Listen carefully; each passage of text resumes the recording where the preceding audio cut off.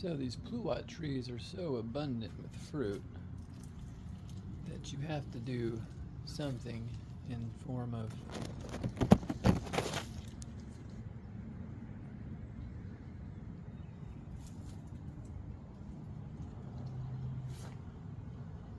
thinning them out. What I like to do with these ones, I don't do it to every tree, but you just shake it instead of picking them all by hand. You can hear them hit the ground.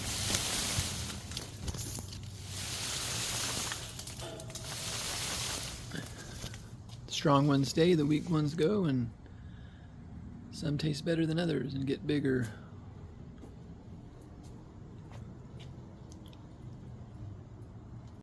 Breakfast.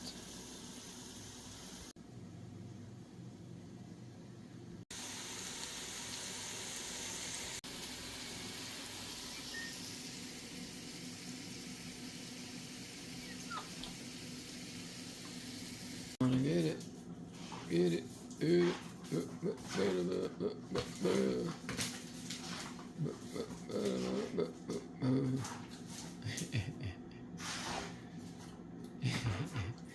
You like that thing?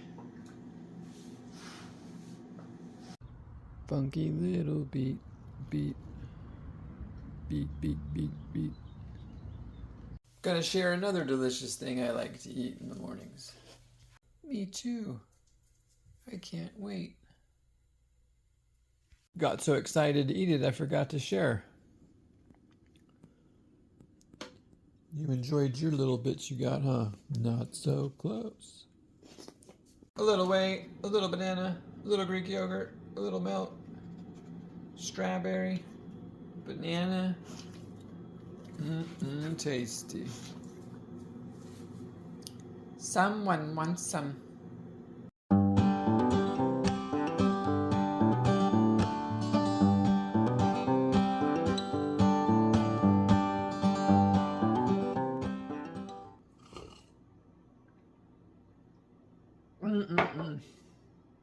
I sure love that thing. I like how it's not only good for my pre-workout, it's also good for post-workout. The strawberries I keep in the freezer, so it keeps it cold while I'm in the gym. Has it more of like a smoothie, frosty type of thing instead of just kind of warm. So it's really good.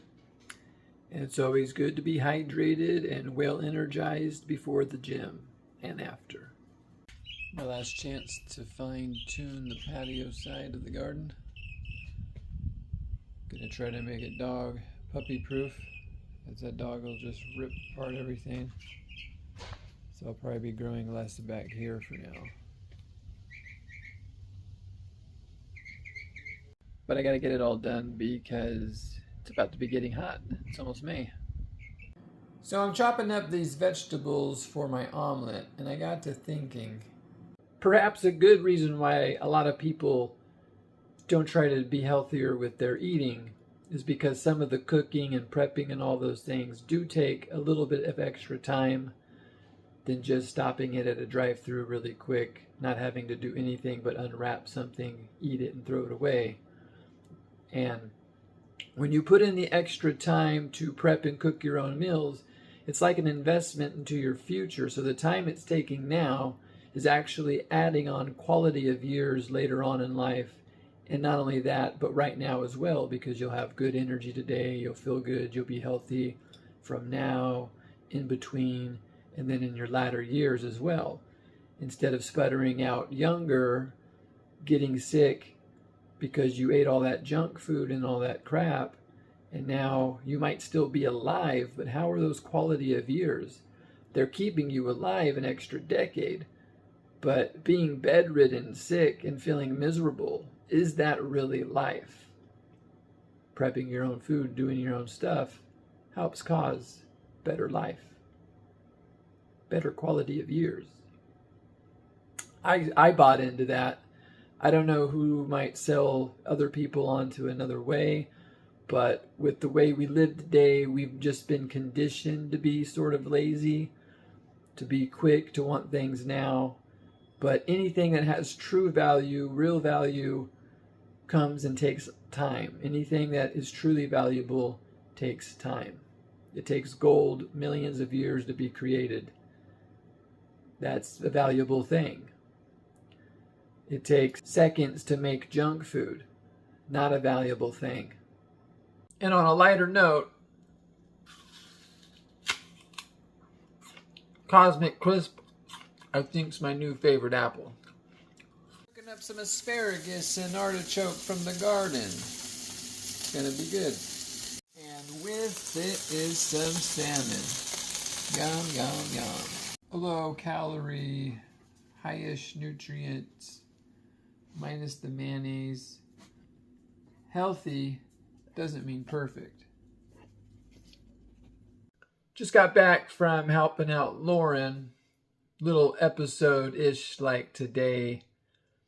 I just noticed she's a little higher strung than I'm used to and like to be. I know that with my more mellow demeanor, people that are really high strung and stressed out and freaked out over the tiniest of things usually upsets me, and I avoid the person. But I know in her circumstance, with where she's at 85, almost 400 pounds, just miserable, I'm sure, making the best of it herself, I gotta be a lot more patient with her. But it's pretty hard when someone just wants to micromanage, especially in the kitchen, you're cooking, and she's having her own problems of her own. I know she's not mad at me and all of that. So I kind of had to set some boundaries on her and let her know that I'm not going to be able to help her if she can't be a little more chill. And she understood. She did do a lot better. I told her that I understand her situation, and then I'm patient with her, be patient with me. And life's just like that with all of us. We even got to be patient with ourselves. So I'm going to keep helping her, and I know I won't, either way, I won't be helping her forever, but I'm not going to just give up and quit on her just because I had about a 30-minute little upset moment with her. For the most part, good came out of it, and we did have a mostly enjoyable time the next couple of hours. Yeah, the cats they're kissing each other. Oh, yeah, I've seen this one before. They're bonding. Yeah, the cats they're kissing each other. Oh, yeah, I've seen this one before. They're bonding.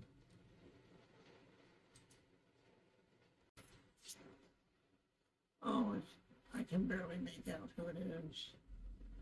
And that's Tony's mother-in-law. He took care of her. She was like bedridden for 11 years. Oh, wow. He took care of her after he was first married. I want to go get some water. So after that somewhat fiasco yesterday with Lauren, Janice I've been calling her. She's got everyone confused on her name because she uses her middle name.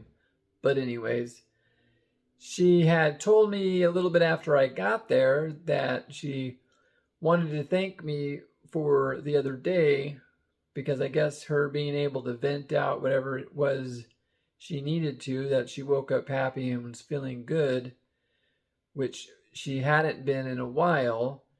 And some of the things that we had talked about when she was overly upset, making easy tasks harder, and the micromanaging I was talking about, I guess just the way I handled it and the way I showed more compassion than possibly making her even more angry or whatever.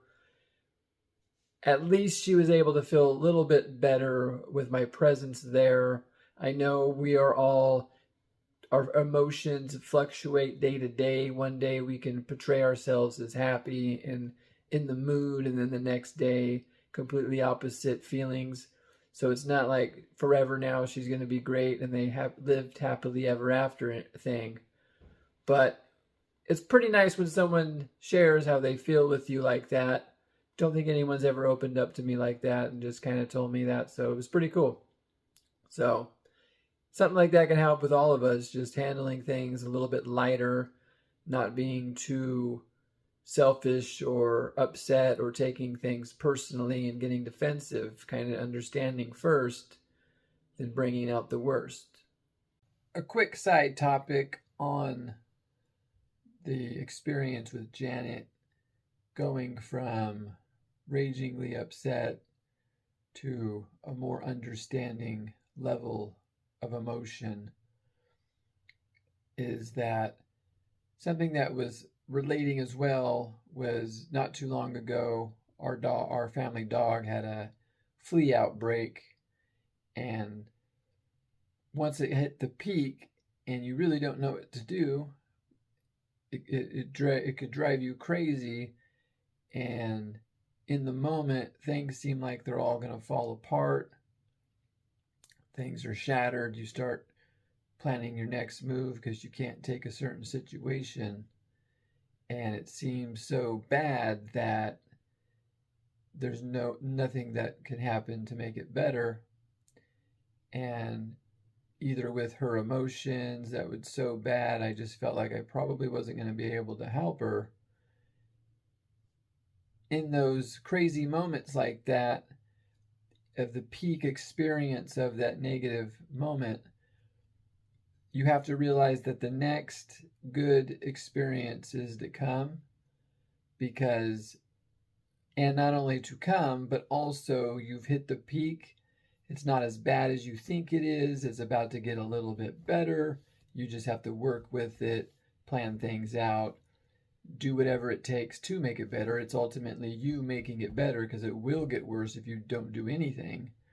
For the fleas, I had to educate myself on how to get rid of fleas the least chemical and pet and cheapest ways possible, which I learned that if you just put white socks, long white socks on, you kind of become a trap where the fleas jump on you, and you have to basically with your fingers rub them out into the sink or onto the toilet. And other things you do, you clean it, making sure you're cleaning up, cleaning the dogs, stuff like that. There's a lot that goes to it with things, with people, setting boundaries and being understanding, the mirror effect. If they're going crazy, you don't need to go crazy too. And in your calm demeanor, they too are more likely to chill out and calm down without you having to tell them to don't be crazy. That doesn't work. But just being chill, cool, calm, and collect and helps a lot. Also, another thing that had happened to me recently was just certain things adding up. I'm 41 years old, and we become certain things in times of our lives that we might not be so proud of everything going on in our life, and you have a kind of a breakdown type thing for a day or a couple days, an evening. Sometimes it gets so bad people have it for weeks, months, years, and the rest of their life. But it goes back to the you doing something about it. And so just the other day, I had felt so bad about just thinking about how far I have to go, how far I've come, the different forks in the road of things that I can do, but knowing that the main thing I need to be doing is what I've been put on this planet to do. So it helped me just realize, to get the strength, to get the energy, to stop doing some things and start doing other things, so that I can fulfill that, so I can be more fulfilled and I can bring good value, positivity to other people's lives, including my own. And it's more of a back and forth thing. So if anybody has anything to share on that note, it'd be cool to hear any of your stories. But to sum it all up, when things are getting at their worst and you're feeling miserable, let that be the fuel that gets you going to turn the things around. And usually it does. And just like Janet's having her moment of misery that was taken out on me, that I didn't get defensive over, the next day she was happy and felt good. And I guess just she had her own personal breakdown moment And sometimes it's good to get it out, and she's taken steps in the past few days of helping her. I've seen a lot of improvement. It's good.